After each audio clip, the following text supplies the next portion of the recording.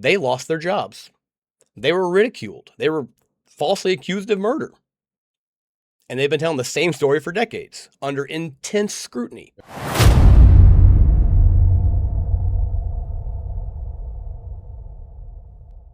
Hello, rabbits, and welcome back to the channel. I am your host, Matty P, alongside my co-host, Tony O, and this is Rabbit Hole Roulette.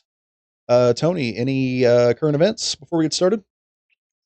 I've got a couple, actually, and I think one you're going to really like. So, specifically, I'm going to tie into what you're going to like. Are you a UFC fan? You an Ultimate Fighter fan? Sure. So they had a, was it 329 last night? Mm-hmm. Conor McGregor fought last night. Did you hear about that? So he fought and had like, I don't know, 30 seconds in or 60 seconds in and like blew his knee out again. And Max Holloway won specifically. But the fun fact, the current event on that, did you see who was the honorary ring girl for one of those fights? Sophie Cunningham. I did see that. She came out for the round one card, the only round they needed. There you go. She came out and she did the point and she pointed the sign, she pointed the fans, the finger point. So I figured you get a kick out of that one. Yeah, that was pretty good. I did see that this morning. That was cool. Another one, and it kind of ties into what I'm going to talk about here shortly, but I'm a fan of all things kind of fantasy, but specifically, and this is not really big news, but I'm a fan of Jason Statham as well, and again, all things fantasy, but specifically, I believe Hulu is bringing back a movie, In the Name of the King, a dungeon siege tale.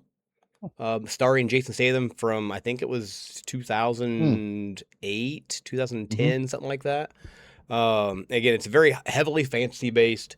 It's got your king and your warriors and, all this other good stuff. So if you're into D&D, you're into anything high fantasy. King Arthur-esque, this right? One, again, there you go. Again, it stars Jason Statham, and it's going to be back out on Hulu again. Nice. So it's a good one for me because I enjoy that. That movie was pretty good. Yeah. For sure. So I think that what gets me into me now. Yeah. So after last episode, I got to do my last topic for this season of my 4 from my wheel, and that means we are down to your last topic. So no need to spin the name wheel, no need to spin the topic wheel. It is all yours, and you are good to go, my man. Do you remember what mine was? Do you remember the line on that? Do you remember what the image was? Was it the 5 days missing? 5 days missing, and it was specifically the image was a light in the sky. And this is one, again, I enjoy this type of story. Specifically, again, I paint a setting, right? And the setting I want to paint for you guys, specifically, it's November 5th in 1975, okay? So you're deep in the Apache Sitgreaves National Forest out near Snowflake, Arizona. Okay, there's a crew of 7 loggers, and they're finishing just another typical day clearing lumber. And they're exhausted. It's nearly dark. So everyone piles up in the truck, and they're going to drive home. But then someone notices a strange glow through the trees. Okay, it says they're around this bend in the curve in the road. They see it. Hovering above the forest floor, a metallic object. According to the crew of those 7 individuals, it looked like a glowing silver disc, approximately 15 to 20 feet across. It wasn't making too much noise, and it simply just hovered there. And the driver of the truck didn't want nothing to do with it. So he slowed down, but he kept driving. But then one man thought of something different. So this guy's name was Travis Walton. Do you know the story? I don't. So the story specifically, and I'm gonna plug a movie here and fantasy, so to speak. However, if you like the story of aliens and alien abduction, this is going to be right up your alley. But specifically, Travis Walton, this story inspired the 1993 movie Fire in the Sky. But here's the stranger part. The movie changed almost everything about the story. So the story is actually far less Hollywood, but it's more stranger than the movie itself. But whether you choose to believe it or not, it is one of the most investigated and debated UFO cases ever recorded. Okay, so that kind of is the play into this. So Travis Walton, so the truck's going down the road, they see this object, the driver doesn't want to stop, but Travis says, hey, I've got a bright idea. I want to stop. Would you stop and Nope. investigate? Would you do this, or would you just keep driving? No, Nope. huh? No. I don't know what I would do. I'd probably shit myself. But then I would probably go up there with a pants full of shit, No, I I'd guess. But probably drive faster. I would probably be like, nope, I'd be we're getting out of curious. here. So to that, with against everybody else is in the truck and 7 individuals. So with against the 6 individuals' advice, Travis asked the guy to stop. The guy slowed down, stopped, whatever it was. Travis jumped out, and he walked towards this object. The others shouted for him to come back, but he kept getting closer and closer.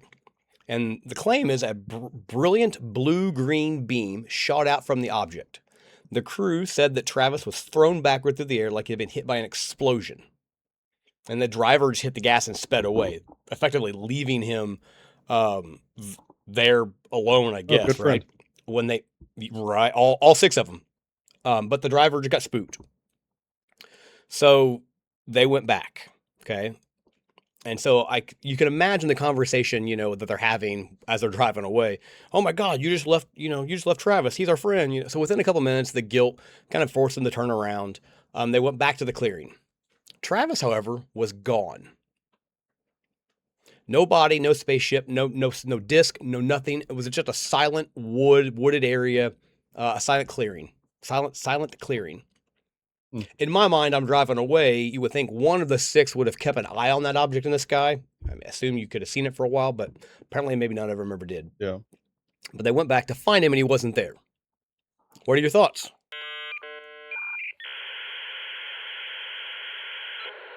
You can say abduction. It's okay. Potentially, but did he wander off? Were these guys drinking Ooh. beforehand? Was there any drug use involved? That's my first like counter to, was it an actual alien abduction? Was there something going on? You know what I mean? Okay, so that's good theories. All really good theories. So let's get back into Okay. this. So the crew couldn't find him. Like, oh crap, Travis isn't here. He's I saw what I saw. So they reported Travis missing. Hmm. The police, much like what you just did, they became a little suspicious, right? So the 6 men claimed that this UFO kidnapped their coworker. It sounded more believable to investigators, but then what sounded more believable was these men murdered their friend, right? So these loggers became prime suspects. They were interrogated for hours, but their stories never changed. No matter how much you separated them, no matter how much pressure you put on, or tried to coerce something different, the stories that each of them told was never any different any other time. So That's interesting. they went and investigators arranged for lie detector tests, the polygraph. Mm-hmm. So most of the crew reportedly passed. There was one result that was inconclusive. Okay. Another examiner later disputed aspects of the testing, and skeptics, most of the skeptics, as debated, have long argued that polygraph tests are not really reliable proof of truthfulness. Sure. But even so, the test shifted the public opinion. So maybe these men actually believed what they were saying. Sounds So like it. go I ahead. mean, if they didn't change their story ever, I mean, typically if somebody's lying, there you start to find, issues here and there with their stories. Cracks. Yeah, I mean that's typical, right? Is they can't remember the lie they came up with, but that doesn't necessarily disprove potentially what I was saying about possible alcohol or drug use, where they just believe what they saw was real. I mean, Sure. but to that point though, if you got quite a few people here, if they're all on drugs or alcohol, I mean, the odds of them all having the same hallucination are slim to none. Yeah, and that's a thing, right? There's a true thing out there that's with Yeah. that. So 5 days go by. Okay, so they're still trying to figure him out, and there's still no Travis. So search parties, they covered miles and miles in that forest. Helicopters, in the early '90s, they flew overhead. They're trying to find him, trying to find signs, and nothing. Yeah. So friends just legit assumed he was dead, and the family prepared for the worst, right? So 5 days later, again, the 5th day, Yeah. a phone rang. So a payphone outside of a gas station 40 miles away. 40 miles away on a payphone, a voice says, I think I'm Travis. I think I'm Travis. So this voice calls home or calls someone, and it's coming from a payphone, again, 40 miles away from this incident. And the voice says, I think I'm Travis. So Travis's brother rushed to where they thought he was at. They described it. And he found Travis, and it was legitimately Travis, his brother. Travis was confused. He was thin. He was weak. He was still wearing the same clothes that he was the day he went missing when he was logging. According to Travis, he had no memory of any of those days missing at first. At first. Interesting. Okay. So slowly, over time, these fragments, these memories came back. So there were pieces of this. He claimed he woke up lying on a table, bright lights overhead, small beings with oversized heads and eyes surrounded him. He was terrified. He grabbed what he thought was a metal rod and he swung it at one of them. These beings, they retreated, right? They ran away. Later, he described encountering a taller, human-looking figure in another room before losing conscious again. Okay. Yeah. And then the next memory he has is very clear. He's back on the highway. The object is leaving. I'm back. I'm laying down. I look up. Things bright light, and it flies away. And he stumbles to a payphone and makes this call. I'm the the description of the alien sounds very typical of what you would expect from a abduction. You know, the whole little green men, oversized heads kind Oh of yeah, deal. big buggy eyes or Yeah, whatever it is. it sounds very the typical, um, but it didn't explain missing for 5 days and yeah, that I don't know. That's So that's a when that's a this crazy story so far. So when the story was out and all this happened, and they finally realized, hey, Travis is back, it made him almost an instant celebrity. So the story exploded, right? So the newspapers, there's television, documentaries, there's books. Some people immediately believe Travis. Others accused him of creating the greatest UFO hoax in history, next to Balloon Boy. And years later, again, so the Fire movie with Fire in the Sky. So I believe this actually happened in the 70s, technically, maybe not the 90s. So yeah, 75. So, but here's the twist in it again. So Hollywood, like I said, Hollywood, the movie Fire in the Sky, it changed everything. It changed all the description. It changed all the things. So specifically, if you've seen the movie, you remember like these horrifying alien experiments, these needles, there's cocoons, there's like these grotesque aliens. But none of that came from Travis's original account. It was all fantasized, or it was all, what's the word, glamorized, or whatever it was, right? So they admitted, the filmmakers, that they made the abduction scene much scarier because they thought the audience would expect a horror movie. It sells better, right? So It's more eye catching. correct. But ironically, the movie many people remember isn't actually the version of what Travis Walton says actually happened. So again, the movie's highly fictionalized. Sure. So there's evidence now. So let's talk about this evidence that Travis and the other friends, the other loggers, kind of put out there. So what evidence is out there? Well, the witnesses. So there's 6 coworkers, all independently maintained essentially the same story for decades. No wavering from the story. It was for decades, 6 of them. That's really unusual, right? So Yeah. most hoaxes fall apart. Yeah, that's crazy. Somebody usually slips up. But not one witness ever contradicted any other witnesses. Okay? Yeah. I'm with you. So there's missing time. He really was missing for 5 days. That was never disputed. But the mystery is really, where was he?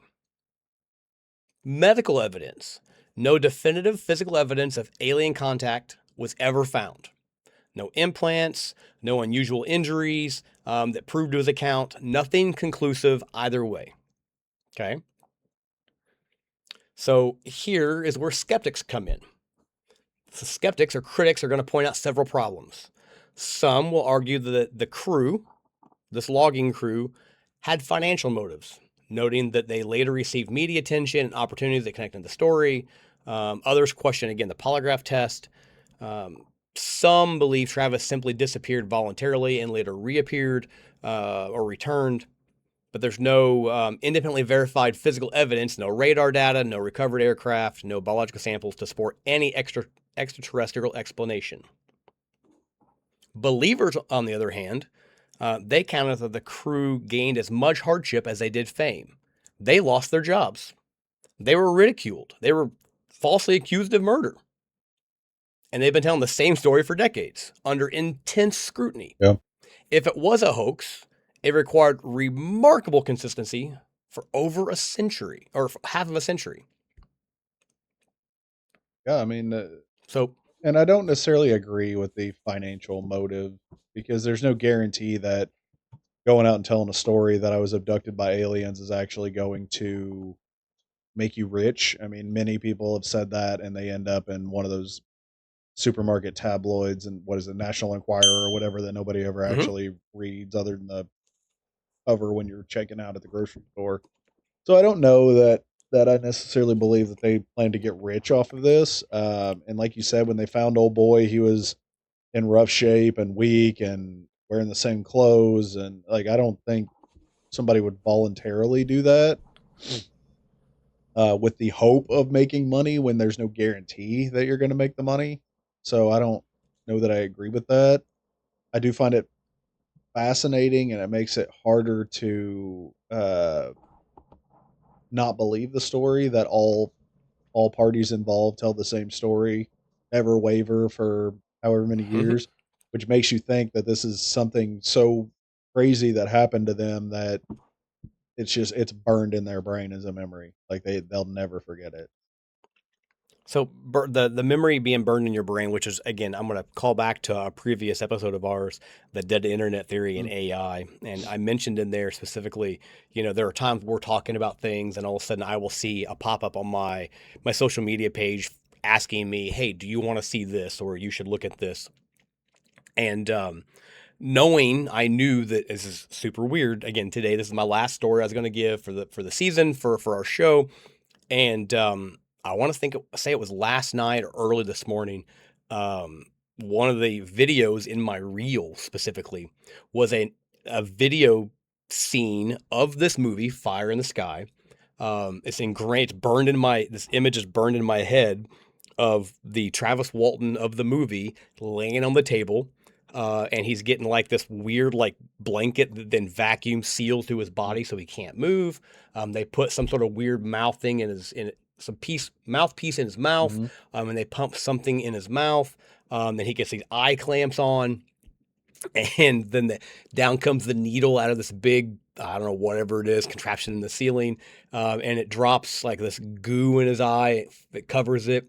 And then you're led to believe, obviously, the needle penetrates into his eye, but that's an image. It's just burned into my brain. I can't get out it because that's what I know of the movie. right. Now, he never claimed that happened, but it's still one of those things that he says, "Hey, I was gone. This is what I have. This is what has happened to me." The friends say he was definitely gone. All of them all agree that he was gone. But we're left going, is it true? Is it not true? Right.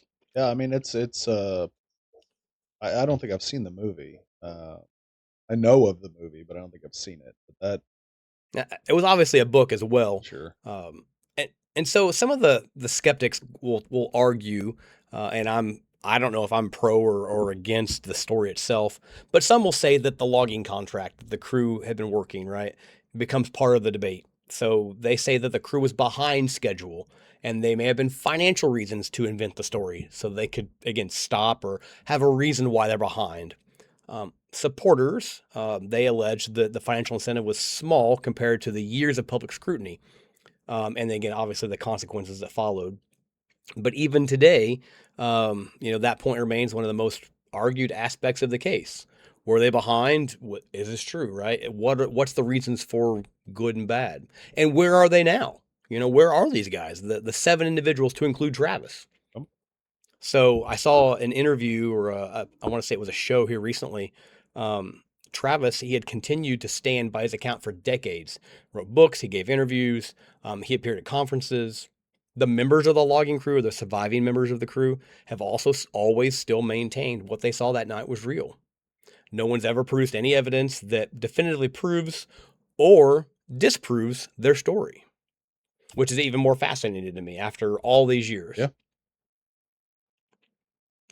So part of that show I was watching specifically, basically an investigator or a scientist or whatever it was went to this area and they started testing.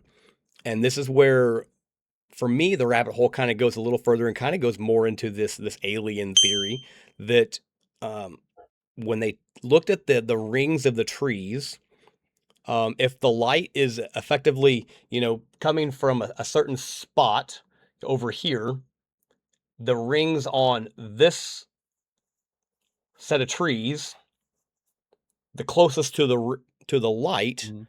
had exponential growth Okay. compared to the rings of the tree on the backside furthest away from that light, Mm. by all accounts. So where they said this had taken place at, they saw again the trees had some remarkable um, configurations in the tree lines when you look at aging. And every tree in that area, not every, but at least what they tested, showed the exact same thing, whether it was on, this side or this side of the scene. The inside of that tree closest to that light had more growth, which kind of goes back to the radiation and, what was going on and what really happened, which is the only proof technically that I know of besides the guy's word. So, is it possible this is also what happened in that mountain that we talked about a few episodes back? Ah, absolutely. Now again, so and maybe it is, but however, without the military weaponry or the military cover up or the whatever, maybe the military knew, maybe the government knew, right? So what's in the news here recently, the purported or reported existence of aliens and alien technology is supposedly out there now, and they're releasing all these videos of what they're considering UFOs, right? Something in the sky that they just can't identify. Doesn't mean it's alien in the sense that it's a life form. It just means it's alien from the U.S. or from the Earth. Mhm. So maybe they're tied. I mean, maybe they come every few. Maybe they're here. I don't know. So remind me, what was the date on the mountain? What year? 57, 59, something like that. Okay, and I could when be was wrong this on one that. again? 75. That's close to about a 20-year gap. Depending What on the year was of the the first year one. on the mountain? But there's potentially something to be said about that, just because again, the existence of something that could be there. 1959 was the mountain. The existence of something that could be there that we can't prove. Yeah, But just because we can't prove it doesn't mean we can't disprove it. yeah. I mean, just because you can't prove it We doesn't don't mean it's know. not real. Two things can be true at the same time. So here, the questions I have specifically from this story is: of the six witnesses that tell the same incredible story, and they have told the same story for decades, does that make it more believable? It does to me, because typically, if people are making shit up, they end up slipping up somewhere in their story. Some sort of fact changes somewhere. So going back to your ask on the connection between potentially the mountain and this, and the connection being aliens Mhm. or otherworldly entities, you know what truly seems more likely? Maybe an elaborate hoax? Is there some sort of psychological misunderstanding, or is this generally something that we just can't explain from both these two cases? Yeah. And I think what really hurts this story is the discovery that crop circles are almost always explained by somebody out there, and they've shown how the different Yep, ways they can do it with like the wooden plank on the strings that they walk on so that it yep. bends the stalks without breaking it versus pushing with their foot. all that kind of stuff. And that definitely hurts because crop circles used to be the big one that everybody was like, "Oh my god, Yep. it's so real. How do you explain this? There's no possible way a human could have done this." Well, actually, with a little bit of engineering, it absolutely can be done. It's like somebody in a Bigfoot suit and the Bigfoot. You're right. I mean, I you can fake a lot You of will that. never convince me that Bigfoot's not real. Oh, I'm not trying to convince you one way or the other. I'm just saying you can fake that. Yeah, you You can can. I fake mean, all you that. absolutely can. I mean, a lot of people think every time somebody sees Bigfoot, it's just some guy in a ghillie suit, from far away, out there hunting or It's a bad ghillie whatever. suit if you're getting seen, though. Well, I mean, people are going to see it if you're up and moving. Because if you have That's fair. what hurts and this is kind of going off on a tangent, but it ties back into the crop circle thing. What hurts this story is the fact that these other stories have been disproven or there is no Hmm. concrete evidence, right? Like every time you see a picture of the Loch Ness monster, it's a grainy, pixelated black and white mess and you can't make out anything in the photo. Or if it's a video of Bigfoot, it's the same thing. It's from miles away. You can just barely see it in the background moving. Um, and getting into the newer generation, all these ghost videos caught on in camera systems in people's houses or whatever, and it always there's always going to be something, right? And that hurts. I think all of those things that never have concrete evidence or have been disproven by science, like I said with the crop circles, it hurts these kinds of stories, and I don't necessarily believe that should always be the case. Um, you're supposed to always be innocent till proven guilty. To me, all stories should be considered true until proven false. Uh, And so I like what you said there in the sense that I'm going to err on the side of I'm going to believe, right? You're innocent until proven guilty. And there's specifically a channel I follow on YouTube. Shout out to John Wolf. So he does a lot of the paranormal videos that that are supposedly this or that or the other, but he takes a finer tooth comb, he slows it down, and he disproves it. And so much so, there's videos out there. He's like, I'm gonna watch this and not try to disprove it. I'm gonna want to believe this video. And for him, and for a lot of skeptics out there, it's blatantly obvious that there's some trickery, there's some fake, there's this, there's that, there's things happening off camera, right? mhm. So these grainy videos, these grainy footages, these grainy whatever it is, where you barely see something, and you're told this is what it is. Well, I don't want to believe that. I'm not going to swallow that pill. Let me believe what I want to believe. Don't tell me what you think it is. And so the disproof of these things, like in crop circles, is huge. It's the where do we have the definitive at? Where is there definitive? That's what I want to see. Yeah, the thing for me is, and I just made the comment that we should err on the side of believing somebody before we initially, just count it out. Um, it can be also kind of taken case by case, but in this case, you've got, what'd you say, 6 people all saying the same, 7 7. people all saying the exact same story. Separate them, and they all still tell the exact same Yep. story. That's a pretty odd coincidence. Uh, 'Cause like we said, 9 times out of 10, when somebody starts lying on stories, especially when it's a group, somebody's gonna forget, and it turns into the telephone game, right? They start trying to piece it Yep. in their head back together, and they screw it up. I mean, how many times have we seen a serial killer or a kidnapper or whatever get busted by the police during interrogation because they ask them in multiple interviews the same questions, waiting for them to slip up? That's one of the big tactics. So, like, how do you automatically say, when all these people are telling the same story, that they all must be lying the exact same way? That's, No, I yeah, agree. that's where I have the issue with people just saying that, oh, they're doing it for fame or they're doing it for money. And like I said, there's no guarantee that running around screaming, I got abducted by an alien and disappeared for 5 days is going to make you any money. If anything, it's I going to don't make think people that it think you're did. crazy. And he got called that. Yeah. So when I look at the story, specifically, what interests me in this is, again, whether you believe or you don't believe in aliens, um, the story specifically remains a very compelling story because it sits in a really uncomfortable middle ground. There's multiple eyewitnesses. There's a genuine disappearance of 5 days, right? And there's decades of consistent testimony. But the opposite side, there's still no objective evidence that confirms any extraterrestrial encounter. Yeah. And so that tension is exactly why this Travis Walton case is still discussed, why I still find it so fascinating for more than 50 years. 50 years later, it's still an interesting story of what if. Yeah. I'm going to ask point blank, do you believe in aliens? I do. I believe there are other. I am not so high and mighty to believe we're the only intelligent life, in the It would be universe. very arrogant of us as a species to believe that Correct. across all these different planets, all these different galaxies, that we are the only intelligent life form in all of it. Now, I would go back to what if, and this is a call back to one of our topics on our other show or conversation at other Hmm. shows.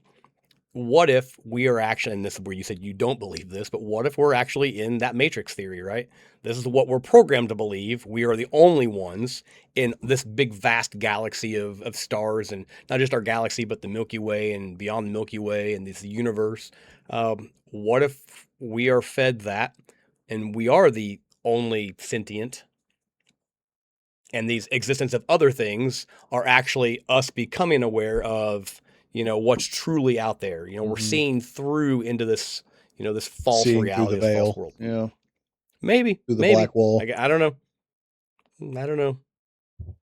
But yeah, no, I absolutely believe that I'm with you on that. I believe that there's other things out there potentially. Yeah, I 100%. Again, I think it'd be very arrogant of us as a species to believe that we're the only form of intelligent life in the galaxy or in all the galaxies, when we're not even the only form of intelligent life on this planet.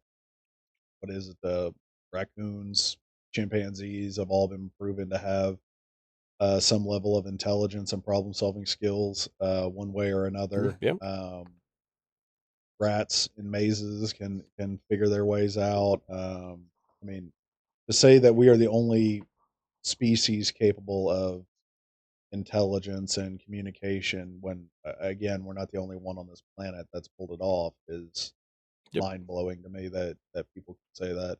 Now I know some people will say that, again, kind of going back into our last episode, where from the religious side, people will say that, well, we were the only ones made in God's image, and that we were the only ones gifted with this intelligence to rule over all the fish and the birds and the wildlife and the land and blah blah blah. And I don't disagree with that, but it doesn't say anywhere in the Bible that he just stopped with us. You know what I mean? So even Oh, I even would if agree. you're super religious, nowhere in the Bible does it say that he made man. It says that on the seventh day he rested. It doesn't say anything about the eighth, the ninth, the 10th. You know what I mean? And Oh yeah. it doesn't. And it says, in the beginning, there was just darkness. He created the heavens and the earth. Right? Sure, that's fine. But it does not say what he was doing before that, and it never says what he did after that. It gives us our story, but it never says anything about the before or the after. This is our chapter in the book of whatever, Yeah. right? So I think even Yeah, from a I get it. religious side, you can argue that just because you believe there is other forms of life out there doesn't necessarily disprove your faith, if that's the argument. Because I've heard that before, that people's like, "Oh, there's no aliens. God created us in this world, and that was it." And I'm like, "Okay, but there's more." And it doesn't say anywhere in the Bible that he made Earth and stopped here, and that was it.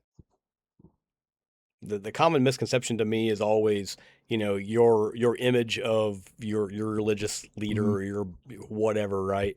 What does the image of that God look like to you? And frequently you'll hear me say, well, you may believe in a flying spaghetti Uh monster. huh. Yeah, I've heard Maybe that that. is your image of that. Maybe that is your image of your God, Yeah, right? Maybe that's maybe that is a race out there somewhere in some other galaxy. I don't know. could be. Maybe. But that's just what we believe, right? And it could be a number of things. Yeah, and So with that, go ahead. go ahead. I was You just go ahead. saying we were kind of going down like a Doctor Who-esque rabbit hole here, right? Going from aliens Correct. to different species to different galaxies to different planets, kind of very Doctor Who-esque in their storytelling. And so when I look at the storytelling, specifically of this story, Hmm. I've always got to ask individuals, and I'll ask you, Matty P. Have you ever had an encounter that either you can't explain that could have been either paranormal or potential otherworldly entity that you care to share? I don't think so. My life's been pretty Fair boring. I don't, enough. not that I remember anyway. Not to say that something didn't happen, as a child that I've forgotten, but Sure. I don't know that I've ever seen something in the sky that I can't explain, personally anyway. I've heard other Sure. people, tell stories and even take a video of some light in the sky that couldn't be explained. Um, but I don't think I've ever had anything like that. Um, not that I can remember, and I've never really um, been big on the ghost thing. I mean, of course, as a kid, you always thought, like you turn the lights off in the basement, you'd sprint up the stairs, right? Because you thought some Hmm. sort of demon or ghost was going to grab your leg and pull you back down. I still Oh, do that. 100%. I Still still do do. it. Going down a dark And hallway. my daughter lives in the I basement. will say, I did have at one point, I forgot completely about this till just now. I did have a moment while working in the funeral home business that I Oh, thought I was having a paranormal experience, but it was okay. later Do explained by tell. science. Okay. So my job when I worked at the funeral home was doing cremations and doing headstones, right? The engraving or the sandblasting, whatever, for the headstones. But a part of that job that all of us shared was being on call every other day and every other weekend for if somebody passed away that their family wanted us to come pick up the body, take it to the funeral home, and get it ready for the service or the cremation or whatever the case may have been, right? Okay. Okay. I got a call one night to go pick up this elderly woman that had passed away.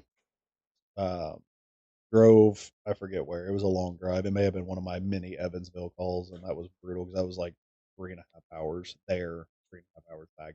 Annoying drive. And it's like all 55, 60 mile an hour the whole way there. Um, Anyways, I get down there, pick up the body, drive back. Everything's completely normal, right? Everything's fine. Jamming out down the road on the way back, listen to the radio. We get back to the funeral home. I take her out on the gurney, roll her out into the back area where the cooler is and all that kind of stuff, right? Similar to like a hospital. Hmm. Um, I have to then transfer her from the gurney to because this is our travel gurney that collapses, similar to like one you have that goes in and out of the back of an ambulance, right? Yep. Obviously, this is a lower duty version because we don't need all the extra bells and whistles that Hmm. your emergency response people need. This is just basic. Hey, taking the body, moving on. So I have to transfer her from that to the table that then has the cardboard box that folds up around them, which is what you use for the cremation, right? So the box is unfolded flat on this other table that we use that has rollers on it. Just boxing up a body Yes, like it's a factory. yes, that's actually what because you have to have the box around it to be able to roll it into the cremation oven because the cremation oven's basically like concrete on the inside, so you can't Sure. you, It's a giant you got to kiln. have it in a box so that it has a flat bottom so that you can put uh, the cardboard rollers that go underneath so that it rolls off of the gurney that has the metal gurney that has rollers on it to then Hmm. roll into the rollers that go into the oven that all burns up, right? Sure. So you scoot the body over, you pull the two tables side by side like this, long ways, right? And then you Hmm. transfer from this table to this table. You go scoot and Okay. scoot them over, right? I pull her over onto the table that now has the box on it that I then fold up and staple together so that it's ready to go for when we do the actual cremation. But when Okay. I slid her over, the table scooted forward like this, away from each other, right? Because I didn't have all the Okay. brakes locked in like I should have because I was tired and it was middle of the night. Not So following process. basically, yeah, not following my standard operating procedure. But anyway, so Okay. she's very frail older woman and I'm a bigger man. So I'm like, okay, I'm just going She's to. not frail and older. She's Well, dead. she was frail and older when she died, right? Typical like 80 Okay. pound, 90-year-old woman when she passed away, right? All right. So I'm like, okay, I'm just gonna lift her a little bit and put her into the right place into the box so I can get the box folded and be good to go. Okay.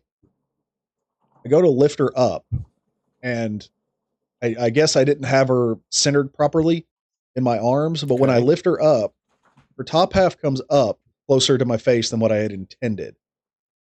And when her face got to about right here, right in my ear, I feel right into my ear. She's whispering sweet nothings. I to your dropped ear, that even bitch in the so afterlife. fast. I walked out of the room. I walked up to the front office, and this is a dark funeral home. I'm there by myself in the middle of the night, and I'm just pacing up and down this dark hallway, just waiting to see if this bitch is going to get up and come walking towards me. She's trying to suckle on your earlobe. It scared me so bad because you don't expect it, right? You're not expecting anything. It's just right in my ear. I said nope, and I ran to the front. I was terrified. So I come back, and I'm just, because there's two different parts, right? There's the morgue side with the crematory, and then there's a wall and windows, and then there's the side that has the headstone side with the laser engraver and all that stuff.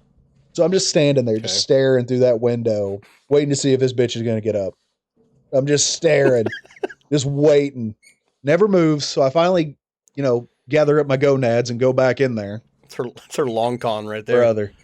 I go back in there, and I'm sitting there thinking in my head, like you just said, long con, I'm waiting like this is a horror movie. This bitch is going to set up, bite me in the neck, and then it's all over. So I'm sitting there. I'm like, okay. That's how we started COVID. She's not moving. I'm watching her chest. It's not going up and down. I'm like, okay, she's not breathing. Because I'm halfway panicking, thinking maybe this bitch wasn't dead. Maybe she wasn't actually dead, and she's still alive.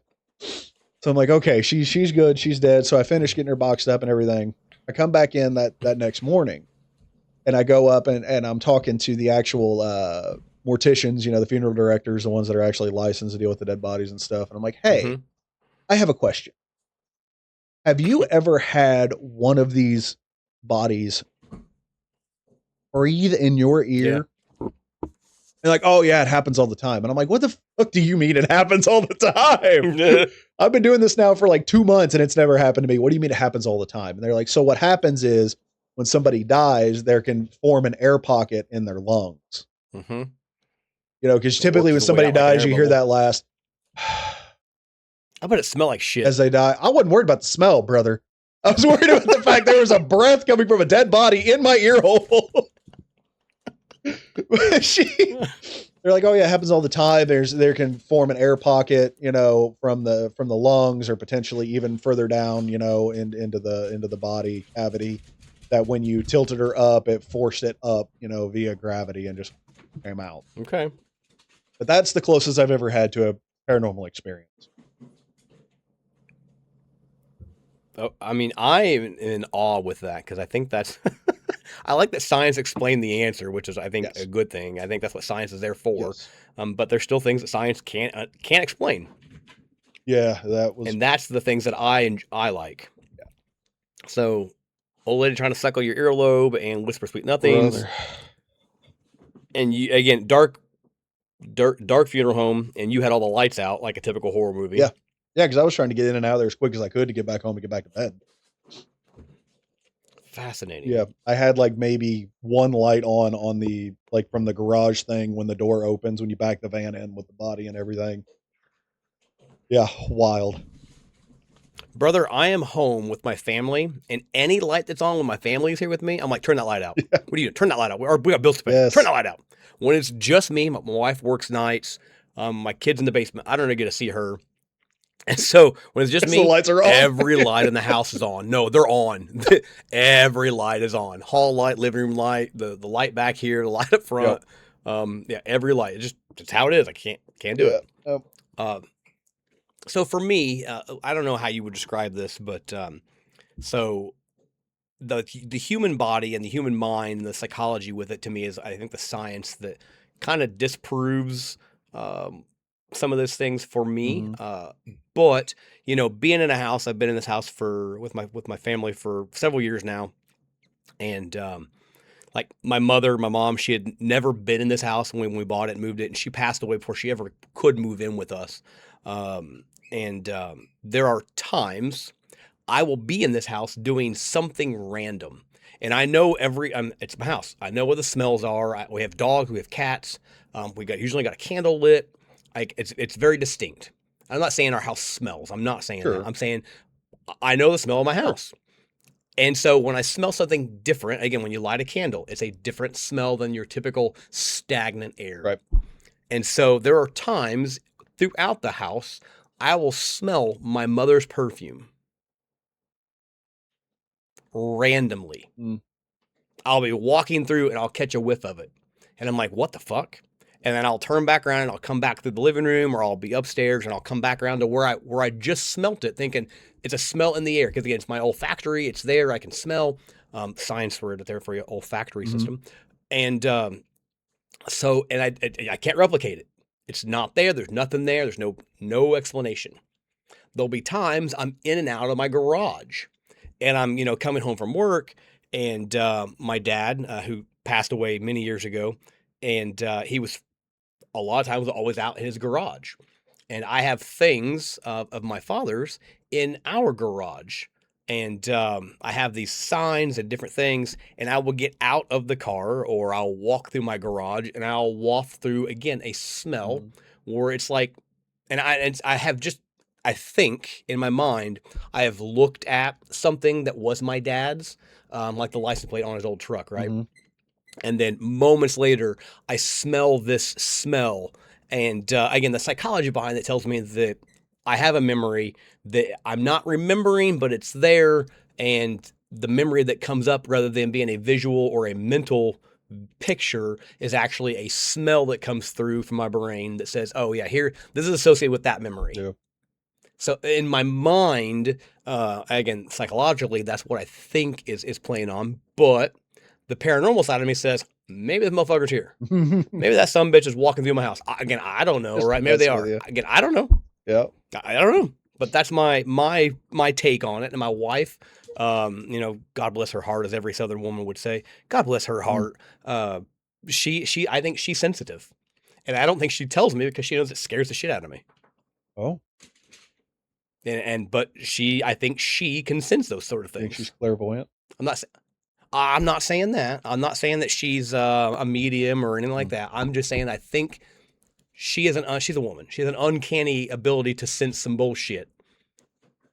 And I think sometimes there's some bullshit going on. She's like, "What the fuck? What's in my house?" Yeah. And that's what I think. But again, I don't think she tells me about it. And God bless her heart for not telling me about it, because I don't want to lose my shit either. Right. But yeah, that's my story with my paranormal.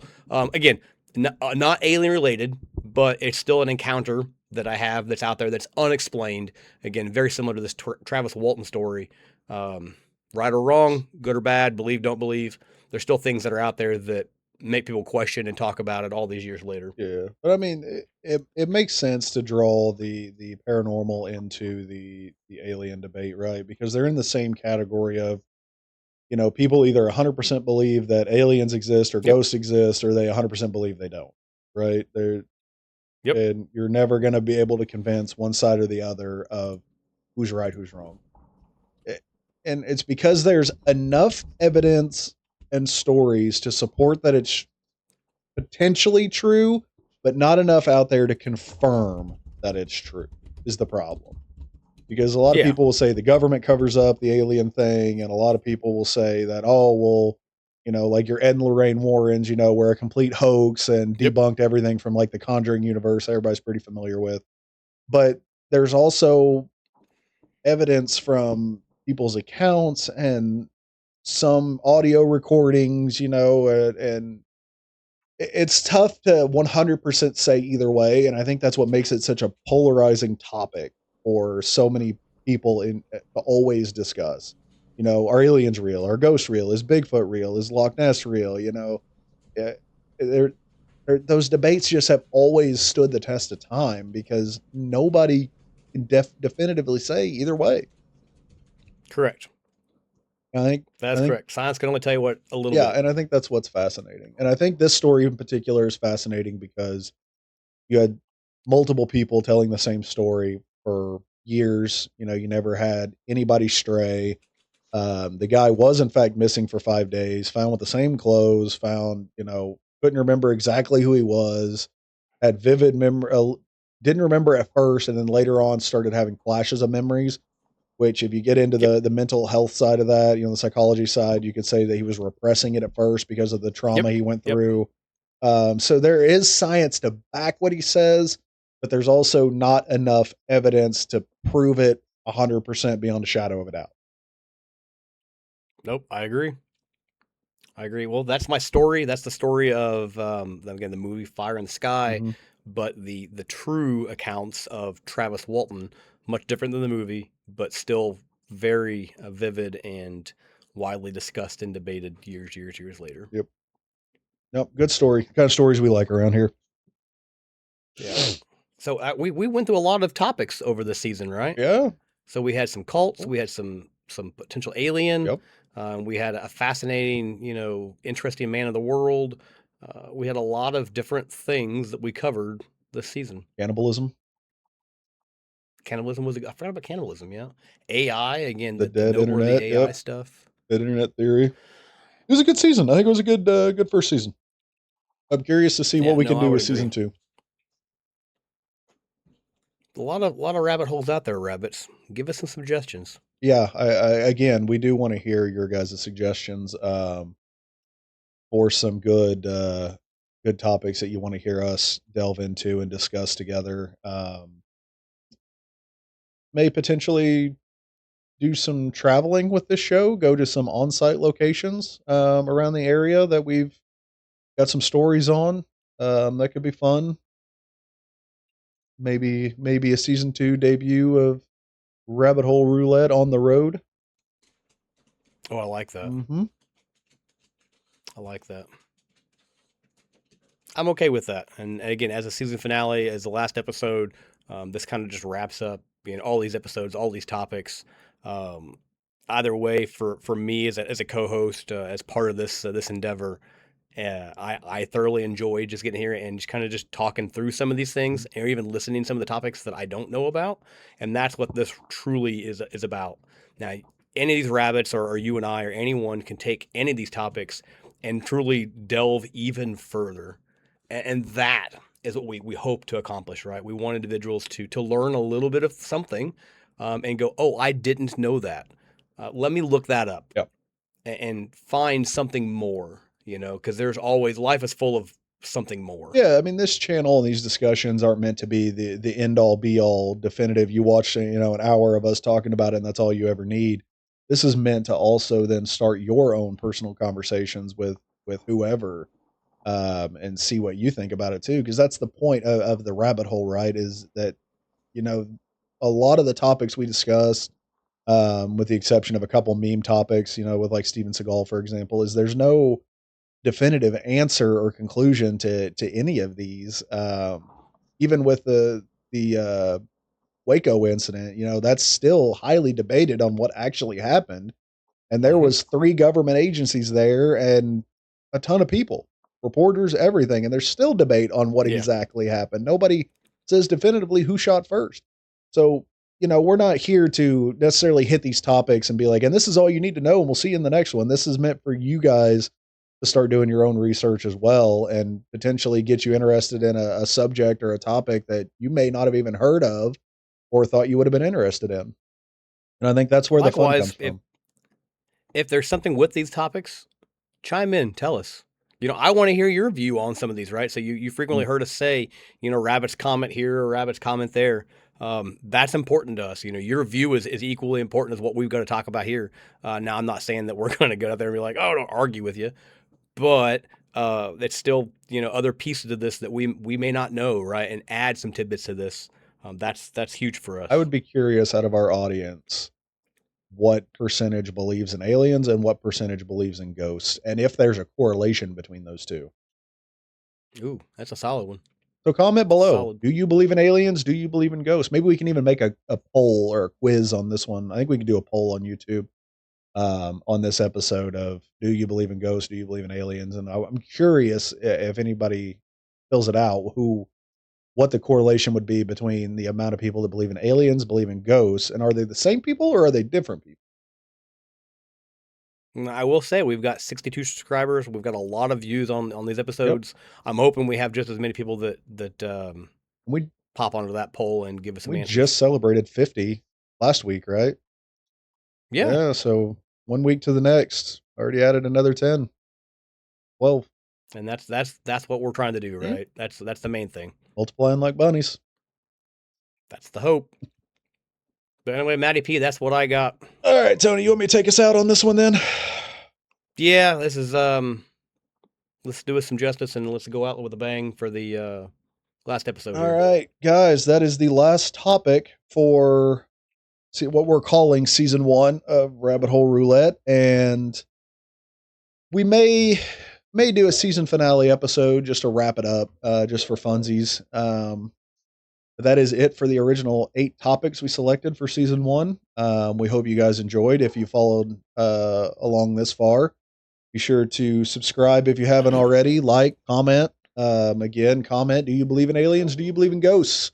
I find this to be a fascinating topic. And if you could ring the bell so that you get the notifications for when the next episode drops. Also, let us know in the comments if you would be interested in a potential merch run from Rabbit Hole Roulette. That could be something we could get going relatively quickly. And I believe that'll technically do it for this episode. Matty P, Tony O, signing off on another one. Bye, rabbits. Laters.